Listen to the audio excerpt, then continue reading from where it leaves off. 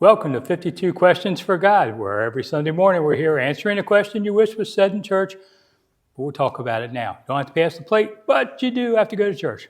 I'm Washington journalist Rick Snider, along with Pastor Chris Bryan, and episode 6 is the question is, if we're all made in God's image, how come we don't look the same?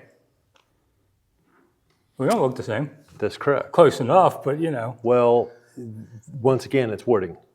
And the key word on that is image, the image of God. And I want to focus us on the tendencies, the traits, and the characteristics of a human being. We have eyes to see, ears to hear, nose and all that stuff. That's the likeness, the image, because the mere image of God is perfection. Not that God cannot, but God says, I want you to know each other as you are. And that goes back to the saying, well, we're all around the world, do we all look in the image of God? Yeah, no matter the color of the skin. There's similar characteristics. We have hands to walk with, hands to use, feet to walk with, eyes to see. That's the similar, or like the mirror image of God's love. But the most important thing of it all is the traits, the tendencies, and if you would, the transparencies. And the image of God we want to focus on is the love, grace, joy, and peace. And those are the strongest, I think, as the God's image.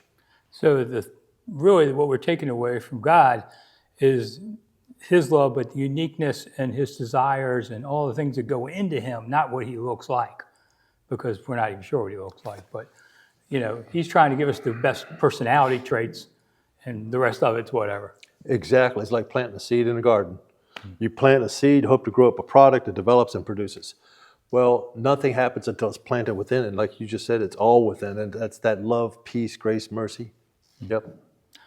Here's a real interesting thing I always thought. In Islam, it's like a huge sin to post an image of God. Like people put it in the newspaper and have been killed for it. I mean, they're like, do not put the face of God in any way. And I thought, what's wrong with doing that? Why are they so upset? I don't know, but I do understand their passion. And when I took world religions, that's one of the studies, we had some of the tendencies we had to review just to know where they're coming from.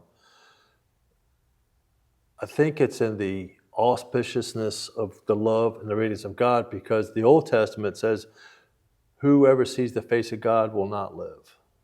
And even when Moses was dealing with the face of God, he came down the mountain, he had to put a veil across. So what's the significance about the face of God? The only thing I know is that when we die, we know we're in the face and presence of God. Nothing else matters. It doesn't matter where you're from or who you are, just you're in the presence of God. So that's as best I can get. And if you put on this thing about the Islam, I respect their utmost desire to keep the purity of God's face that way. It's a hard thing to challenge. Right. So you don't know. And now while thinking about that just for a minute, that's part of the governor that helps me when I talk with people. You know, there's the old Chris before Jesus and then the new Chris with Jesus. And to this day, when I meet with people I don't really know or meet for the first time, you don't know who may be wearing the face of God. Mm-hmm.